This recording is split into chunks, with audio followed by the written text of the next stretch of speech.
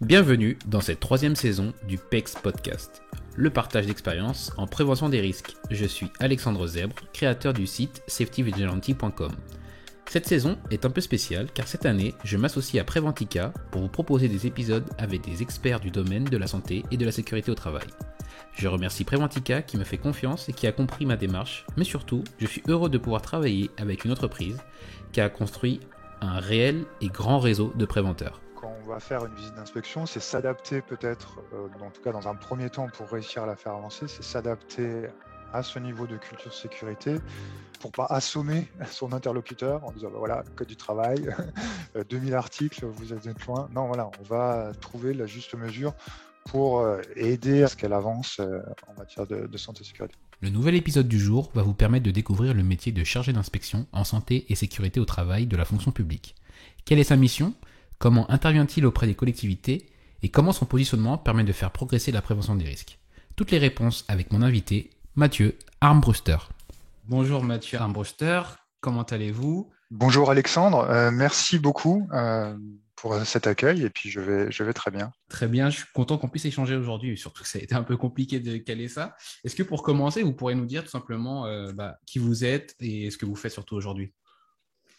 Alors, je suis Mathieu Armbruster, je suis chargé d'inspection en santé et sécurité au travail dans un centre départemental de gestion de la fonction publique territoriale. Donc, c'est-à-dire que je suis préventeur en santé et sécurité au travail dans la fonction publique, dans un établissement qui a vocation à faire du conseil en matière RH, pour être très large, avec un pôle et un service plus particulièrement dédié à toutes les questions de santé-sécurité, donc pour les fonctionnaires qui travaillent dans des collectivités territoriales, des mairies, des agglomérations, etc. Et bien justement, vous avez directement précisé que vous étiez un préventeur. Et je dis ça parce que votre mission, donc, c'est chargé d'inspection en santé et sécurité au travail. Oui. Et moi, en préparant l'épisode, je ne connaissais pas du coup cette mission-là. Et j'en avais l'image d'une inspection du travail et donc du coup d'un rôle qui est un peu différent du mien, mais finalement, vous vous qualifiez comme préventeur. Donc, est-ce que vous pouvez nous préciser voilà, ce que vous faites finalement dans votre mission?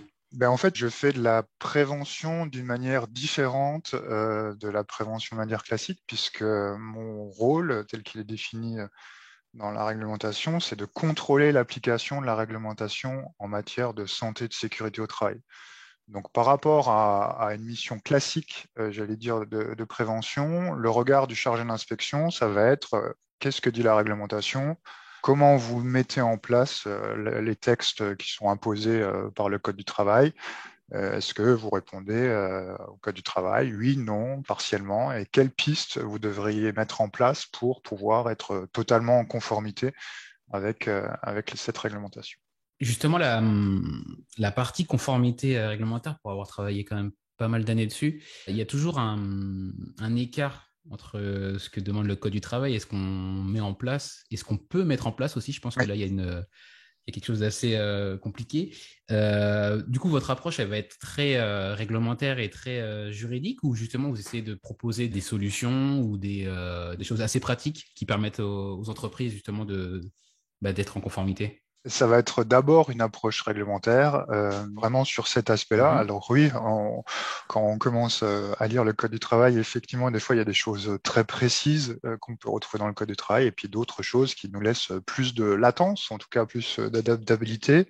Donc sur ce côté-là, oui, il y a aussi un rôle de conseil, mais de manière très large. En fait, là aussi, dans la mission telle qu'elle est définie, on dit que le chargé d'inspection peut proposer toute mesure qui lui semble pouvoir faire améliorer les conditions de travail.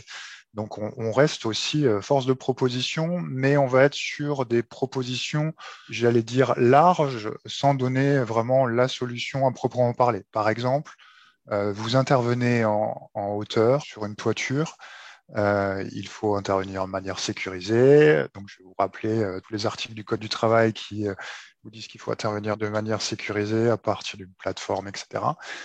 Et en préconisation ou en recommandation, ça va être travailler à partir d'une plateforme sécurisée, après à la collectivité, en fonction de sa situation, et de son fonctionnement, de choisir si c'est une nacelle, un échafaudage ou un autre système qu'elle mettra en place. Il y a recommandation pour tendre vers la conformité, mais elle reste large sans donner, je vais dire, la solution ou sans être précis dans la solution, puisque on a d'abord un rôle d'inspection et ça paraîtrait bizarre, ou en tout cas d'avoir une double casquette en disant il faut faire ça, et puis après, si je reviens contrôler, la collectivité va me dire bah, c'est vous qui m'avez dit de faire comme ça, quoi. D'accord. Ouais. Donc pour pas tomber dans ce juger parti, euh, oui, il y a proposition de mesures, il y a présentation peut-être de possibilités de ressources ou de process, etc., qui sont faits, mais sans jamais dire c'est exactement ça qu'il faut faire. Oui. Ça, après, c'est le rôle des préventeurs en collectivité, de l'autorité territoriale, c'est-à-dire du maire, du président, de décider quelle solution et comment ils vont la mettre en œuvre. D'accord. Donc, vous conservez quand même ce rôle, on va dire, de chargé d'inspection, pardon, mais aussi de conseiller, si je puis dire, et pas de décideur, quoi. Vous n'allez pas jusqu'à dire, bah, voilà, cette solution, il faut l'implémenter, et derrière, bah, ça vous mettrait vous-même peut-être pas en difficulté, mais en tout cas, ça biaiserait un peu votre approche. Tout à fait, ouais. Et encore une fois, ouais, c'est un conseil, mais ça reste un conseil sous forme de rappel de ce que va nous dire la réglementation, quoi. Ça peut être de simplement, le Code du travail va nous dire qu'il faut former régulièrement ses agents aux équipements de travail. Ben, dans le conseil, ça peut être du type organiser plus souvent des réunions, faites des rappels, écrivez des consignes de sécurité, etc. Mhm. Et du coup, vous avez parlé de la fonction territoriale et du coup des maires et ainsi de suite. Pour quelqu'un comme moi qui est dans le monde de l'entreprise, ça m'est assez étranger, on va dire, comme monde. Est-ce que vous pourrez nous dire, du coup, les personnes auprès de qui vous intervenez et surtout, quel type d'activité elles vont faire pour qu'on comprenne peut-être plus l'étendue des risques que vous allez inspecter et du coup prévenir? Alors, j'interviens donc effectivement sur tout le domaine de la fonction publique territoriale, pardon. Donc, c'est tout ce qui va réunir les mairies, les communautés de communes, les communautés d'agglomération, certains syndicats de gestion de services, mais aussi les missions des départements, les missions des régions. Mhm. C'est-à-dire qu'on va retrouver des métiers comme secrétaire de mairie, mais aussi tous les agents des services techniques que vous voyez couper des arbres au bord de la route. Les collectivités territoriales gèrent aussi la collecte des déchets, l'assainissement, des stations d'épuration, des piscines, des musées, des conservatoires. Euh, on a le personnel qui travaille sur les routes départementales, on a les personnels qui travaillent dans les collèges et dans les lycées, qui sont pour faire les repas, par exemple, ou pour faire le ménage. Donc, énormément d'activités de ménage aussi dans tous ces établissements. Dans les écoles, ça va être les ATSEM que vous aviez eu dans un précédent podcast, hein, avec une collectivité qui avait travaillé avec ses agents qui interviennent auprès des maîtresses. Tout à fait. Donc voilà, c'est tous ces métiers. On dénombre à peu près 200 métiers différents dans la fonction publique territoriale. Donc des choses, voilà, je vous disais, très, très visibles comme la secrétaire de mairie qu'on va avoir pour son état civil, avec ses risques administratifs classiques. Et puis des choses beaucoup plus particulières, oui, comme voilà, de la collecte de déchets ou de l'intervention en usine d'incinération ou en station d'épuration qui présentent là des risques plus particuliers, quoi. Mhm. Après, en termes de risques, on va retrouver principalement les risques qu'on peut retrouver ailleurs, c'est-à-dire beaucoup de risques liés à l'activité physique, beaucoup de risques chimiques. On va pouvoir retrouver du bruit, du travail en hauteur aussi pas mal, et puis bien sûr tout ce qui touche au RPS, etc. Et justement, alors là, vous avez bien montré la diversité des risques auxquels sur lesquels vous allez travailler. Et souvent, en tant que préventeur, je trouve qu'il y a il y a des risques, même si on a quand même des bases assez généralistes sur beaucoup de risques, il y a des choses sur lesquelles on ne va pas être spécialiste. Vous avez parlé de risques chimiques, de bruit. Alors là, de ce que je comprends, il doit y avoir également des TMS, des choses assez répétitives. Tout à fait. Bon, vous avez l'expérience, mais pour autant, on ne peut pas être spécialiste de tout. Comment vous vous frottez, du coup, si je puis dire, à ce type des fois, de problématiques qui vont être très particulières à un métier et qui ne sont pas forcément votre domaine de spécialité? Ben, en fait, à la fois, c'est de la préparation en amont, puisqu'en fait, on sait sur quel type d'activité on va intervenir. On peut se préparer, et puis il faut se préparer en amont sur les risques qu'on va rencontrer, refaire un point sur la réglementation, la littérature qui est autour de ces activités-là.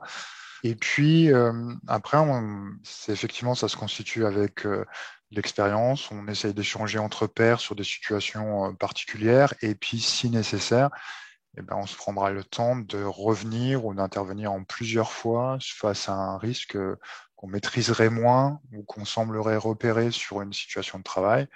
Eh ben, il est toujours possible de repasser sur cette situation de travail dans un second temps. Peut-être se faire accompagner là par un expert si nécessaire sur l'application de la réglementation. D'accord. Justement, c'est là où je voulais en venir, c'est-à-dire que en entreprise, on le fait assez souvent. On peut avoir recours à une entreprise spécialiste d'un risque, et notamment sur des problématiques liées au RPS, parce que déjà parce que c'est un sujet qui peut être Hum, sensible et hum, sur lesquels on ne se sent pas forcément compétent, surtout quand hum. on est proche du collectif et que ou même qu'on est soi-même dedans. Et du coup, on fait appel à une aide externe. Et je me demandais si c'était quelque chose auquel vous aviez recours également. Alors, pas dans la mission d'inspection à proprement parler, puisqu'en fait, la mission d'inspection, elle va faire le constat qu'il y a ou qu'il n'y a pas en place des mesures, une démarche de prévention des RPS, par exemple. Donc, moi, dans mon contrôle, il y a une obligation de préserver la santé des agents. Donc, est-ce que vous avez mis en place une démarche des risques psychosociaux? En quoi elle consiste, etc. Donc, c'est un peu j'allais dire un check qu'on pourrait faire d'un audit, entre guillemets, pour voir, voilà, vous avez prévu des actions, comment vous les avez mis en place. L'inspection va contrôler si c'est mis en place. Elle va pas mettre en œuvre la démarche de prévention des RPS, elle va pas la constituer, etc. Après, les collectivités, ou mes collègues qui sont dans la partie, je vais dire, plus active et plus mise en œuvre, effectivement, vont s'appuyer peuvent s'appuyer sur des partenaires extérieurs, des prestataires spécialisés sur ces questions-là.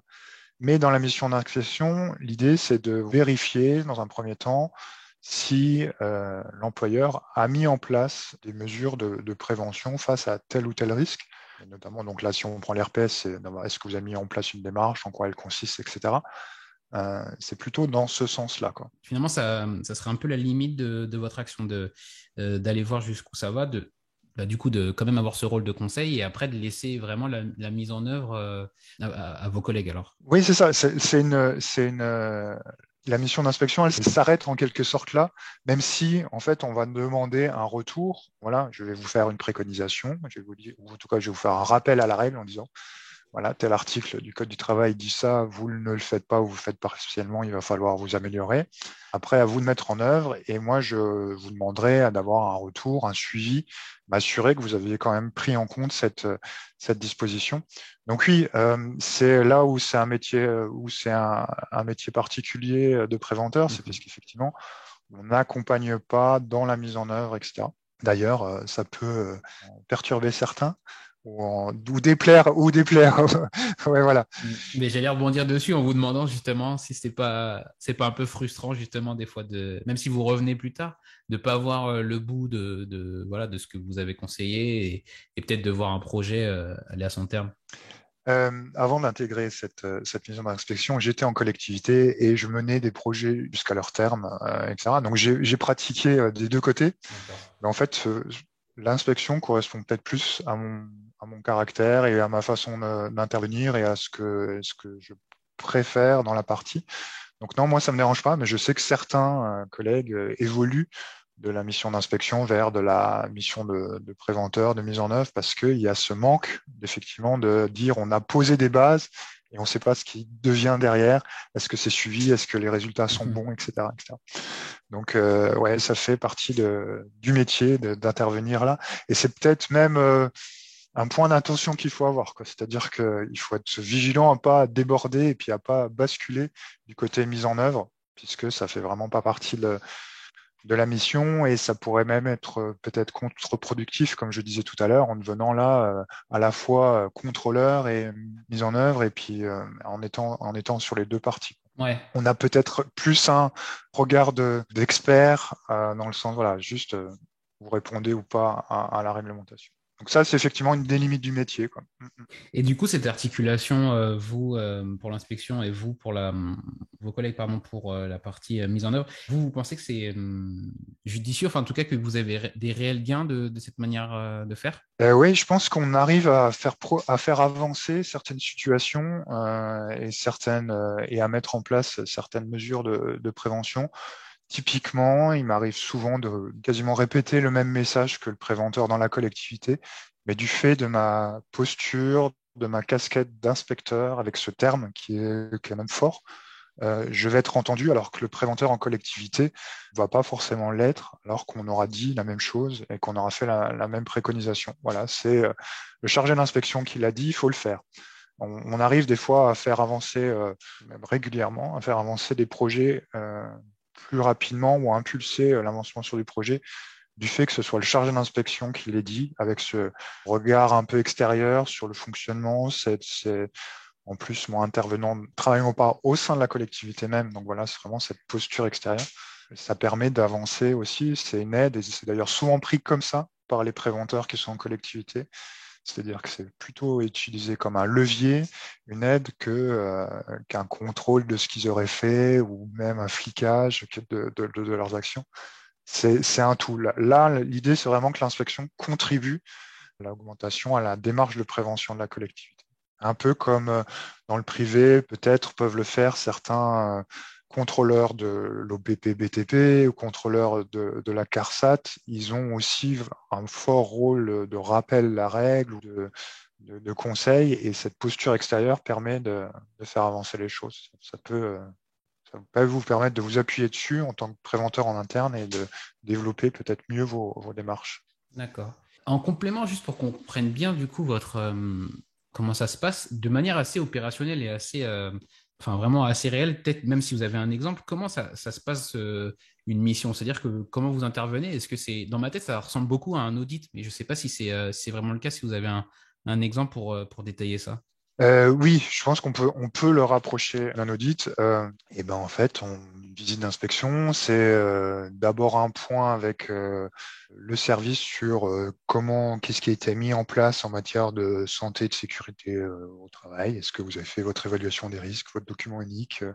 Est-ce que vous avez des documents en termes de formation, etc. C'est contrôler ces documents, est-ce qu'ils sont présents. Et puis ensuite, ouais, une visite à proprement parler, j'allais dire, des services pour repérer les équipements de travail, l'agencement, et à chaque fois vérifier les process qui sont mis en place, est-ce que les contrôles sont effectués, est-ce que les formations qui sont demandées sont réalisées, à quel terme, etc., etc. Donc, on s'approche effectivement d'un fonctionnement d'audit. Donc pendant la visite, il va y avoir voilà, du question-réponse et puis du contrôle de documents, une restitution ensuite souvent à chaud en fin de visite, c'est-à-dire voilà, les points d'amélioration, les points prépondérants sur lesquels vous devez avancer. Et puis ensuite, ça donne lieu à un rapport plus détaillé où là, on va s'appuyer sur rappeler la réglementation applicable. Voilà, j'ai constaté que votre tracteur tondeuse n'avait pas les sécurités qui étaient nécessaires, par exemple. Ça ne répond pas à telle partie réglementaire, il faudra le mettre aux normes ou le changer, quoi. Et donc ce rapport ensuite est envoyé à la collectivité et puis à elle de l'approprier pour mettre en place son programme d'action et les mesures d'action qu'elle veut mettre en place. Le rapport, en tout cas, d'inspection est également présenté à...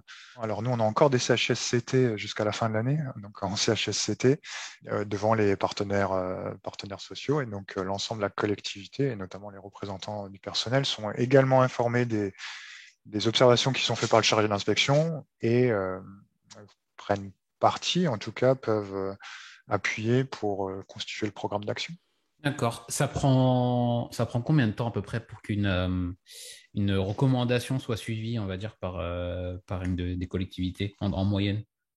Est-ce que ça peut être très long? Est-ce que justement vous pouvez avoir des difficultés Oui. vous faites plusieurs visites et Mmh. plusieurs fois on va Mmh. vous dire oui, oui, la prochaine fois, ou est-ce que au contraire ça avance vite? Je vais vous faire une réponse de Normand en disant ça dépend. En tout cas, c'est du cas par cas. Clairement, c'est lié à la maturité en matière de santé et sécurité de la collectivité qu'on va visiter. Chez certaines, il va y avoir une réactivité importante et donc en quelques semaines, les solutions peuvent être apportées. Chez d'autres, ça peut être beaucoup plus long et effectivement nécessiter de passer plusieurs fois pour tenter de faire évoluer les choses. Dans la fonction publique territoriale, de manière générale, j'ai l'impression, moi, qu'on est moins organisé ou peut-être un peu plus en retard que ce qui peut être fait dans le secteur privé. C'est-à-dire qu'il y a encore des collectivités qui n'ont pas fait d'évaluation des risques, qui n'ont Ah oui. rien ou pas grand-chose en matière de démarche de prévention. On est des fois à rappeler des simples bases de principes généraux ou des choses évidentes pour les préventeurs parce que c'est pas fait. Il faut penser que les collectivités, alors on parle de beaucoup de structures de petite importance. C'est un peu comme si on avait plein de petites PME, quoi. Sur mon département, la majorité de mes effectifs, Mhm. c'est des employeurs qui ont 10, peut-être 5 agents. Donc, et puis en plus, chacun son métier, etc. Donc, polyvalent. Donc, on est vraiment sur des petites structures. En plus, quand on se fait élire maire ou président d'une collectivité, l'objectif premier de l'élu, c'est de faire le bien pour sa population, de mener à bien des projets pour les usagers, etc. Dans ce paquet-là, il se retrouve avec la casquette d'employeur. Donc sa fonction première, en fait, c'est pas d'être employeur ou chef d'entreprise ou chef de collectivité. Donc, il découvre un peu ça en même temps Mhm. qu'il est élu. Et donc, certains s'investissent pleinement dans les ressources humaines et dans les questions de santé et sécurité et font avancer les projets. Pour d'autres, il faut être plus pédagogue et insister plus pour que ça avance, quoi. Mais voilà. Ouais. Donc ça veut dire qu'il y a des finalement on peut pas parler d'une culture globale, c'est vraiment une culture sécurité qui va être propre à quasiment chacune des collectivités que vous allez visiter. C'est ça, Ça doit tout à être fait. assez. Ouais, ouais, Ok. ouais, tout à fait. Il Ah ouais. faut. Ouais. Et donc c'est aussi ça quand on va faire une visite d'inspection, c'est s'adapter peut-être, en tout cas dans un premier temps pour réussir à la faire avancer, c'est s'adapter à ce niveau de culture sécurité Mhm. pour pas assommer son interlocuteur en disant bah voilà, code du travail, 2000 articles, vous êtes loin. Non, voilà, on va trouver la juste mesure pour aider à ce qu'elle avance en matière de santé et sécurité. Mais effectivement, vous avez tout à fait bien résumé les choses, c'est que la culture sécurité est différente à chaque visite et peut-être même de manière générale, la culture sécurité en fonction publique est moins présente, ou en tout cas moins animée que dans le secteur privé.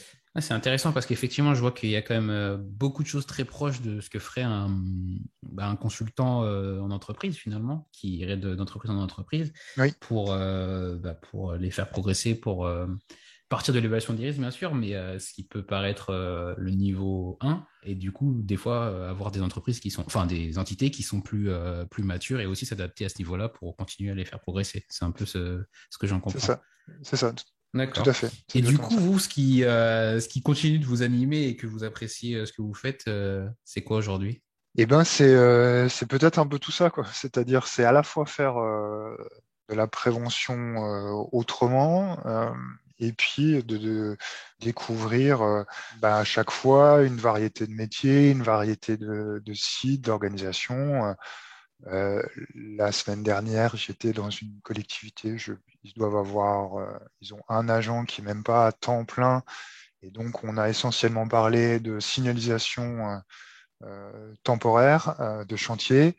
Et puis, le lendemain, ou quelques jours plus tard, c'est dans une beaucoup plus grosse entité, collectivité, où c'est s'assurer que toute la démarche de gestion et de repérage d'amiante est correctement faite, quoi.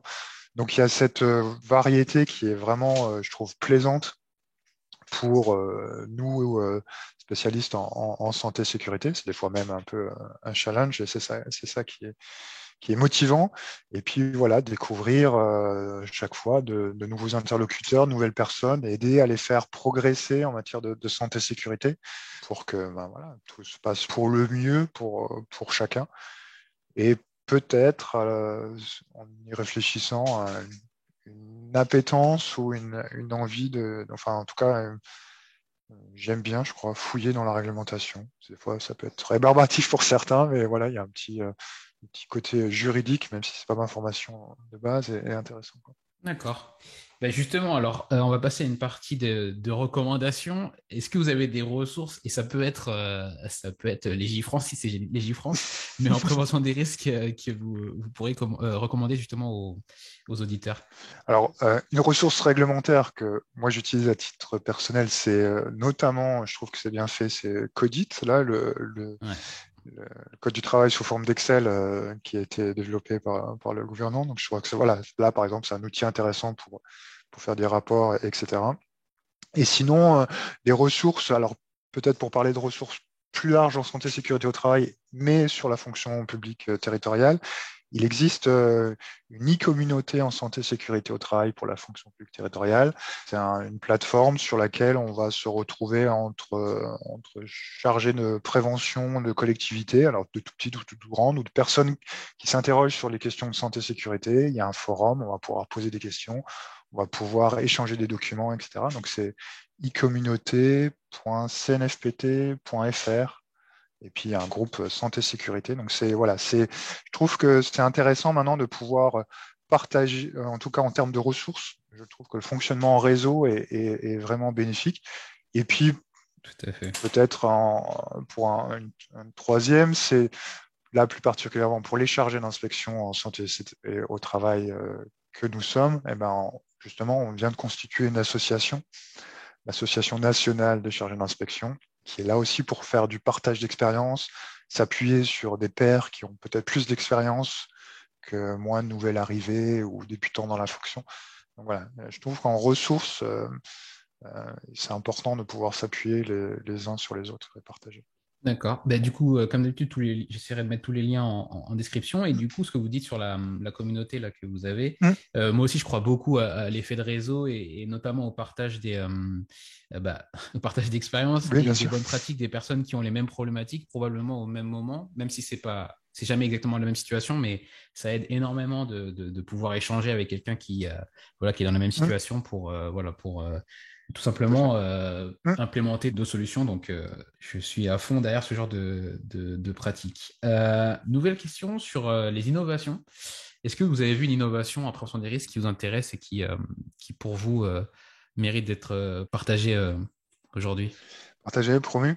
Euh, J'avais pensé à la formation en premier secours en santé mentale. Je trouve que, en fait, là, on a eu, nous, une circulaire dernièrement dans la fonction publique territoriale qui nous invitait à former davantage, et puis même à créer, en fait, des ressources pour avoir des personnes qui seraient comme des secouristes, mais formées en santé mentale pour pouvoir repérer des situations qui nécessiteraient des accompagnements, etc., de pouvoir orienter correctement des collègues. Et puis, en ces temps actuels où on entend de plus en plus, effectivement, les difficultés au travail, de mal-être au travail, de RPS de manière générale. Je trouve que c'est un outil et puis peut-être une forme d'innovation, en tout cas de former un maximum de personnes pour intervenir sur ce domaine particulier aussi intéressant. D'accord. Ben, je connaissais pas du tout. Du coup, une fois de plus, je le mettrai en lien en description et effectivement, j'irai jeter un œil. Enfin, sur l'avenir de la prévention, comment vous voyez évoluer du coup votre métier et vous, du coup vous définissez comme préventeur également à long terme? Comment vous voyez les choses évoluer? Bah, je pense qu'en fait, on va peut-être on va vers de plus en plus un élargissement, en tout cas une prise en compte globale de la santé et de la sécurité des agents. On va plus arrêter à la frontière du travail, mais peut-être aller vers une prise en compte globale de la santé du travailleur. On l'a vu là avec nos 2 années de Covid, et puis effectivement, où des spécialistes en santé et sécurité au travail se sont en fait préoccupés de questions de santé publique. Il fallait basculer et mettre en œuvre des mesures de santé publique dans les entreprises et dans les collectivités. Là, dernièrement, il me semble qu'il y a le ministère du Sport qui a sorti une fiche de travail et puis une feuille de route sur sport et travail. Donc voilà, de plus en plus de liens, de moins en moins de travail en silo où je suis préventeur, je m'occupe que de santé et sécurité. Peut-être demain, on s'occupera encore plus de questions d'environnement, de santé publique et pourquoi pas de santé RH. On le voit aussi dans dans les services de médecine avec de plus en plus de pluridisciplinarité. Voilà, peut-être encore plus de diffusion de la prévention avec moins de spécialistes préventeurs, mais tout le monde et puis on va plus loin aussi dans la prise en compte globale. Voilà. Ouais. D'accord, voilà, une vision globale de la prévention. Très bien. Et enfin, pour terminer, la question que je pose à tout le monde, quel conseil vous auriez pour le jeune Mathieu qui débutait dans la prévention? On se retrouve souvent seul en préventeur finalement, en tout cas dans nos collectivités. Quand on est en collectivité, on est souvent seul.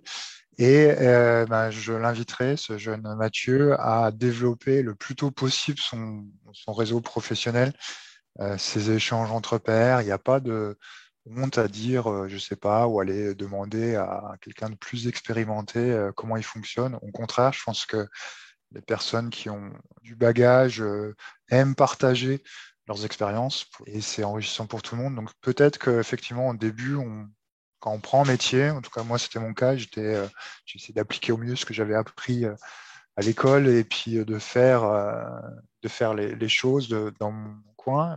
Peut-être commence à développer le plus tôt possible ton réseau. C'est formateur et ça va mieux. Hein. Seul, on va plus vite. À plusieurs, on va plus loin. Voilà, cet adage-là, je pense que je me Ok. rappellerai. Intéressant. C'est intéressant parce que il y a eu pas mal d'expressions sur le partage, mais sur le fait de développer son réseau, je crois que c'est la première fois qu'on l'exprime comme ça. Donc, merci pour ça. Écoutez, Mathieu, merci beaucoup pour cet échange et pour votre temps. Merci à vous. Où est-ce qu'on peut vous retrouver tout simplement pour terminer? Alors, je suis présent sur LinkedIn, donc je vous donnerai les liens là aussi, particulièrement. Et puis, sur l'e-communauté en santé sécurité au travail dont je parlais tout à l'heure. D'accord. Très bien. Merci beaucoup, Mathieu, et je vous dis à bientôt. Merci, Alexandre. À bientôt. Au revoir. Merci d'avoir écouté cet épisode en entier. Si vous êtes toujours là, c'est que vous l'avez sûrement apprécié. Pour me donner votre avis, allez dans votre application de podcast préférée et laissez 5 étoiles à l'émission en allant dans la section notes et avis. Et on n'oublie pas l'invité. Retrouvez-le sur ses réseaux sociaux pour le remercier ou pour prendre contact avec lui.